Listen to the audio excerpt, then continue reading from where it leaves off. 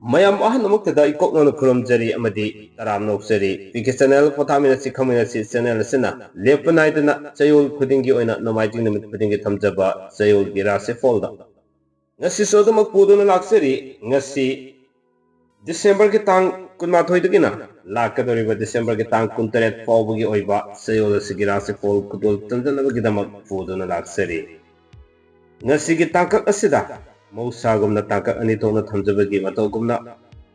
tang kunmathoi dagina tang kulhumdoi fawbagi ama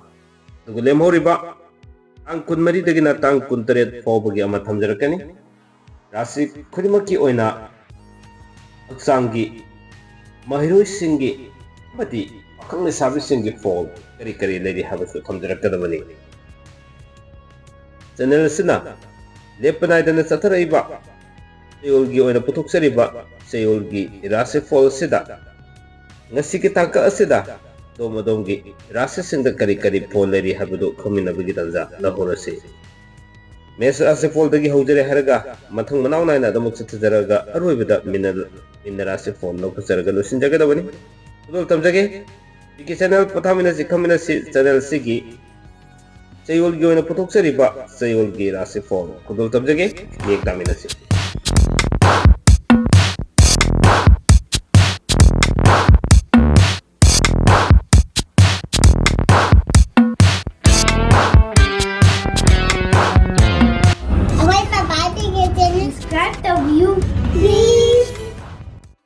Fore mayam adugi ngasi ki thamjariba Chayolgi Rashifal da puming sangna taminaba amadi miyeng taminaba ki tanja lominarasi ahanba si mes Rashifal lokjage mes Rashifal gi ahanba tangka ki tang kunmathoi dagina tang kunumdoi fawbagi manungda matam kuina panuna lerakhiba sel kya fangani wakhal yangbani anoba nungaiba paw tagani pom hongdo hongjin kha tawgani imung santi oigani dugu lemhoriba tang kunmari dagina kuntaret fawbagi manungsida karbar tawba singiyoni yamna kanajaba matam oigani mina sanbigani wanomasu mai pakani duga haksangi oinadi khwang khara nuairoi mahiroi singi oina mahaida fajada chatsajaba ngamjagani duga pakhang lesabi singi oina haina singnagani ani subada bris Rashifal thamjage bris Rashifal gi oina han tangka ki tang kunmathoi dagina kulhumdoi fawbagi manungda noba thabak ki paw tagani tom hongani tika toba kanagani marup ki mateng phangani larik phongba ngamgani duga lemhoriba tang kunmari dagina kuntaret fawbagi manungda lamda chatpa kaide subano makanagani laitin gi thabak ta pungning jangani haksangi oinadi thoina kaiba leite duga mahiroi singi oina mahida phaba tangjaba ngamjaba matamni duga Chayol sida bris Rashifal gi oina pakhang lesabi singi oina su haina singnagani Mithun Rashifal gi oina ang kunmathoi dagina kulumdoi fawbagi ahanba tangka ki manungsida subano miyamna kanagani seldi masit khara fangani wanumba mai pakani marup yamna thengnagani anoba marup kyamusu udagani nungaiba paw kyama yamna thajadana tarjagani duga lemhoriba tang kunmari dagina kuntaret fawbagi manungsida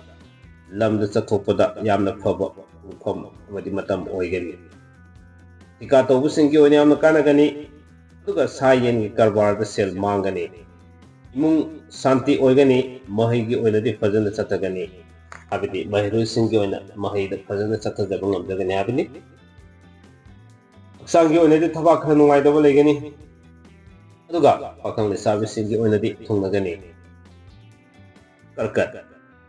Rashifal gi oina tang kunmathoi dagina kulumdoi fawbagi manungsida khutsa haibagi kanaba phangani thika tawba kanagani karbar su saukhatkani anuba marup phangani lamda chatpa kaide lemhoriba tang kunmari dagina kuntaret fawbagi manungsida haksang nungaitabadagi ningba kaiba oigani manung wakhal kya tinaba watkani sel yamna chatpa matamni ababa marup khara tangani mahigi abidi mahiroi singi oinadi mahaida ningma thungjadaba matamni haksangi oinadi ngaksam khara nungairoi aduga pakhang lesabisingi oina haina singnagani. Singha Singha Rashifal gi oina tang 12dagi kulumdoi fawbagi ahanba tangkaksida hazadaba marupna yeknaba oirakpa amadi sales yamna satpa matamni section biyu wanomba sakri thangna mamaidari mai pakani sarak sahing tobuna ayambo oina thengnagani ningba thungba watpa matam oigani lemhoriba tang 13dagina 18 fawbagi manungda lamda satpa kaide ungisai tobu kanagani imung manung semgat sagatkani pom hongdo hongjin tawgani haksangi oina thoina akaiba leitaba matamni mahiroi singi oina mahida ningma thungjadaba matamni aduga pakhang lesabi singi oina di muknagani kanya kanya Rashifal gi oina angkun mathoidagi kulumdoi fawbagi manungsida lamda satpa kaide mari mata sawgani wakal nungaigani imung manung santi oiduna nungaina leigani karbar tobu singdusi yamna kanajagani fom hongdo hongjin tawgani lemhoriba tang 13dagina 18 fawbagi manungsidadi wanomba yamna sakti thangba matamni anubu marup kayama phangani ungisai tobu mingchat phangani lila drama yengduna matam lengani mahigi oinadi mayai oi ina sathagani mahiroi singi aduga haksangi oina oina kaiba leite pakhang lesabi singi oinadi thungnagani mathangda tulla Rashifal gi oina ang 13dagina kulumdoi fawbagi manungsida sana khonabagi thabakta mingchat phangani isorgi thabak thoromda pukning changani lairik phongani pom hongani lemhoriba tang 13dagina 18 fawbagi manungda lamda satpa kaide anoba paw kayama tagani imung manung semjin sajali subono makarbar tawba kanagani haksangdi oinadi thabak khrada nungaitaba thengnagani mahiroi singi oinadi mahida ningma thungjadaba matamni aduga pakhang lesabi singi oinadi haina singnagani Brisik Rashifal gi ahanba tangkaki tang 18dagina 19 fawbagi manungsida haksang nungaitabadagi thabak suba ngamdaba ningba kaiba matam oigani sel yamna satpa matamni imung manung wakhal tinade mina tawba thabak ningba thungde lemhoriba tang 13dagina 18 fawbagi manungsida karbar tawba sel phangani pom hongdo hongjin leigani am kagani lamda chatkani adubu marup kayamasu unagani haksangi oinadi thoina kaiba leite mahiroi singi oina mahida ningba thungjadaba matamni pakhang lesabi singi oina muknagani Dhanu Rashifal gi oina tang 18dagina 16 fawbagi ahanba tangkaki manungda anuba nungaiba paw kayama tagani wanoma wahi nungsiraga tokani mathausu chingani larik phongani pam hongani lemhoriba tang 13dagina 18 fawbagi manungda kanadaba pota sel mangani mina sel pukigani khuda sikpa naba leigani karbar kanaba watli mahigi oinadi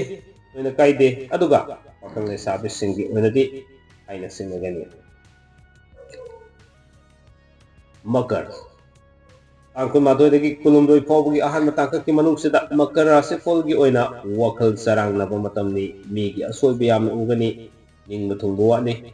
imung manung wakhal tinade lemhoriba tang 13dagina 18 fawbagi manungsida ungisai tobu kanagani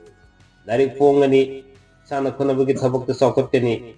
sel phangani mahiroi singi oina mahida ningba thungdaba matamni haksangi oinadi thoina kaide aduga pakhang lesabi singi oinadi muknagani Kumba Rashifal gi oina ahanba tangkaki tang 12dagina 19 fawbagi manungsida lamda chatkani pom hongani mina chanbigani lairik phongani mingchatsu phangani mathausu chingani hunguksu yamgani lemhoriba tang 13dagina 18 fawbagi manungsidadi karbar tawba ika tawba wanomba yamna kanagani laitingi thabakta pukning changani